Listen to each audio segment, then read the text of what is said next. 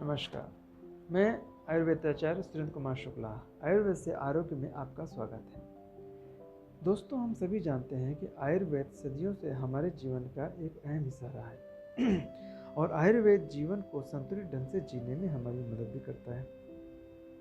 हमारी जीवन शैली, जिसके अंदर हमारा खान पान, हमारा रहन सहन, जीवन को देखने का नजरिया, ये सभी शामिल है।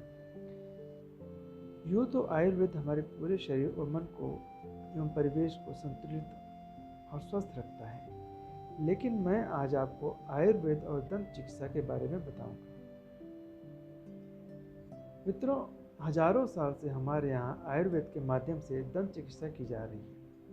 आज के दौर में एलोपैथ और डेंटिस्ट्री, ये दोनों अलग अलग विधाएं हैं, लेकिन आयुर्वेद में दंत चिकित्सा की प्राचीन काल से ही चलन है और शालक्य तंत्र में दंत चिकित्सा का बड़ा ही विशद वर्णन किया गया है। सबसे पहले हम दांतों में होने वाली एक बहुत ही आम बीमारी के बारे में चर्चा करेंगे, जिसे आयुर्वेद में शीतता और आधुनिक चिकित्सा पद्धति में जिंजिवाइटिस के नाम से जाना जाता है।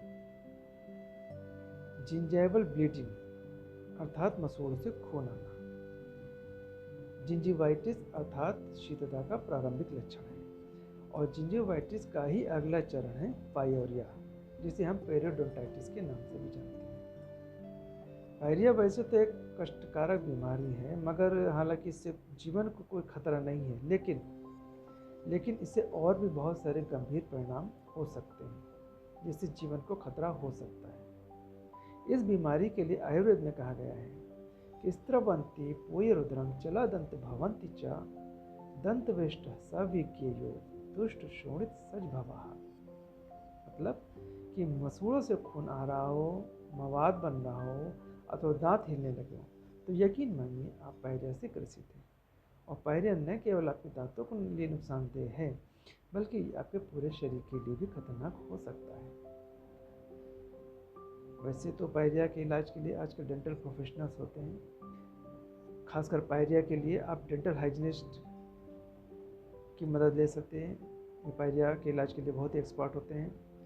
लेकिन अगर आपने समय पर ध्यान नहीं दिया, अपने ओरल हाइजीन को मेंटेन नहीं किया और कीटाणुओं को पालते रहे, तो पायरिया के एडवांस स्टेज में यकीन मानिए आपको डेंटल सर्जन की सेवाएं लेनी पड़ सकती हैं, जो कि आपके मसूड़ों की सर्जरी कर सकते हैं, जिसे जिंजाइवोक्टोमी कहते हैं। लेकिन आखिरकार परिणाम क्या होता है? परिणाम ये होता है कि आपके दांत ही गिल के निकल जाते हैं। दोस्तों, आयुर्वेद में पायरिया के इलाज के लिए बहुत बढ़िया तरीके हैं। और पायरिया जो है वो एक ऐसी बीमारी है जो 20 से 40 साल के लोगों के बीच में कॉमन होती है। और ये होती कैसे है? होता ये है कि जब आप ब्रश नहीं करते हैं या ब्रश करने में लापरवाही करते हैं, तो उससे क्या होता है कि आपके दांतों पे जो खाना खाते हैं या जो मीठा खाते हैं, उससे जो है दांतों और मसूड़ों के बीच में प्लाक जमने लगते हैं और ये प्लाक या टाटा कीटाणु की कॉलोनी बन जाती है। ठीक है ना? और ये कीटाणु लगातार बढ़ते रहते हैं। इनमें ही एक कीटाणु होता है जिसे हम प्रोफाइरोमोनास जिंजिविलिस कहते हैं। ये कीटाणु आपके मसूड़ों को तो नुकसान पहुंचाते ही हैं, लेकिन अगर आपके मुंह में कहीं कोई हिस्सा कटा फटा है, तो ये कीटाणु उस रास्ते के माध्यम से आपके शरीर के दूसरे हिस्सों में पहुंच सकते हैं और उन हिस्सों को भी नुकसान पहुंचा सकते हैं। जैसे मान लो अगर ये ब्लड स्ट्रीम में पहुंच जाता है, तो आर्टरीज में प्लाक बनाता है और उसको हार्ड कर देता है। इसको हम एथेरोस्क्लेरोसिस बोलते हैं। इससे धमनियों में ब्लड फ्लो की समस्या आने लगती है और हार्ट ब्लॉकेज होने लगता है। इसी प्रक्रिया में हार्ट अटैक हो जाता है। इसी तरह से धमनी और शिराओं में बाधा होने से रक्तचाप की समस्या हो जाती है और स्ट्रोक का खतरा बढ़ जाता है। एंडोकार्डाइटिस भी हो सकता है, जो कि एक ही जानलेवा स्थिति है।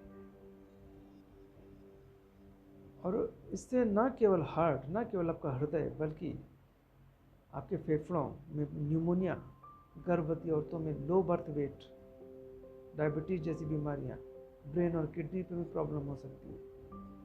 तो इतनी सारी बीमारियां आपके सिर्फ मुंह के अंदर होने वाले कीटाणुओं की वजह से हो सकती है, लेकिन इससे बचा जा सकता है। इलाज से ज़्यादा आप परहेज पर ध्यान कीजिए। अपने ओरल हाइजीन को विशेष रूप से ध्यान रखें, ओरल हाइजीन को मेंटेन करें।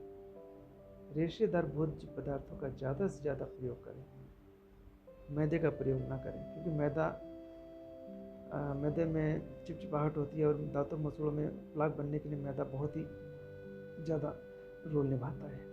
रात को ब्रश जरूर करना सोने से पहले, क्योंकि रात में जब आप सोने जाते हो तो आपके मुंह में बहुत सारा प्लाक होता है। जब तक आप रात में प्लाक निकालोगे नहीं, वो रात भर आपके मुंह के अंदर रहेगा और कीटाणु पैदा करता है। तो इसलिए रात को सोने से पहले और ब्रश करने पर कुछ नहीं खाना है, सोने से पहले ब्रश करके सोना है। और जहाँ तक इलाज की बात है, मैंने आपको बताया कि पायरिया के इलाज के लिए आप डेंटल हाइजीनिस्ट की मदद ले सकते हैं, लेकिन आयुर्वेद में जो इसका इलाज है वो आचार्य सुश्रुत के अनुसार मुखाग्रत जितने भी रोग हैं उनके लिए नस्य, प्रतिसारण और कंडूसा सर्वाधिक प्रभावकारी है। नस्य का तात्पर्य है नाक में हर्बल तेलों अथवा घृत की बूंदों को डालना।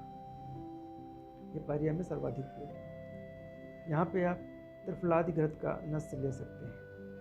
इसकी 5 से 7 बूंदें प्रत्येक नाक में, दोनों नाक में दिन में 3 बार 1 हफ्ते तक लेना। इसके बाद भद्रम उस्तादी चूर्ण लीजिए, उसको शहद के साथ इसको मिलाकर के पेस्ट बना के इसको मसूड़े में मालिश कर सकते हैं। और इसके तुरंत बाद नागरादि क्वाथ आपको मिल जाएगा आयुर्वेदिक शॉप से। नागरादि क्वाथ लें और 2 ढक्कन क्वाथ लेकर इसमें जो है 5 ढक्कन पानी मिला के उससे कुल्ला कर लें। ये सब तो ट्रीटमेंट है, लेकिन अगर आप प्रिवेंशन करेंगे, बचाव करेंगे, तो इन सब की ज़रूरत नहीं पड़ेगी आपको। प्रिवेंशन के लिए क्या करना है? ब्रश करना है दिन में 2 बार, सुबह और रात को सोने से पहले। फाइब्रस डाइट ज़्यादा से ज़्यादा लें। मैदे वाले भोज्य पदार्थों को तिलांजलि करें। मीठा कम खाएं, और अगर खाएं भी तो ब्रश जरूर कर लें। रात को मीठा से परहेज करें। बच्चों में इसका खास ध्यान रखें कि बच्चे मीठा बहुत खाते हैं और ब्रश नहीं करते। कोशिश करें कि बच्चों को मीठा खाने के बाद ब्रश अवश्य कराएं। और अगर खाना खाने से पहले मीठा देते हैं बच्चों को तो बहुत बढ़िया है। और हमें भी, बड़ों को भी खाना खाने से पहले मीठा खाना चाहिए। होता है कि हमारे यहाँ परंपरा है कि जब भी खाना आता है तो हम मीठा भी साथ में आता है तो हम खाना खाते हैं, उसके बाद मीठा खाते हैं। तो होता है क्या है कि खाना खाने के बाद मीठा खाया, मीठा दांतों में चिपक गया, आपने ब्रश नहीं किया, रात को सो गए और फिर रात भर आपके मुंह के अंदर वो प्लाग और डॉक्टर बनता रहा, उससे कीटाणु पैदा होते रहे। तो अगर आप खाना खाने से पहले मीठा लेते हैं तो जो खाना आप खाते हैं उसमें फाइब्रस डाइट भी होती है, तो खाना जो खाते हैं उससे वो मीठा चिपक के पेट के अंदर चला जाता है और दांतों में मीठा बहुत कम रह जाता है, ना के बराबर रह जाता है। और अगर आप ब्रश कर लेंगे तो बहुत ही अच्छा हो जाएगा। तो इस तरह से आप अपने आप को प्रोटेक्ट कर सकते हैं, अपने ओरल हाइजीन को मेंटेन करके अपने दांतों को, अपने मसूड़ों को और अपनी पूरी बॉडी को आप प्रोटेक्ट कर सकते हैं। साथियों, अगले एपिसोड में मैं आपको दांतों में लगने वाले कैलकुलस के बारे में बताऊंगा, जिसको आयुर्वेद में दंत शर्करा के नाम से जाना जाता है। तब तक के लिए नमस्कार।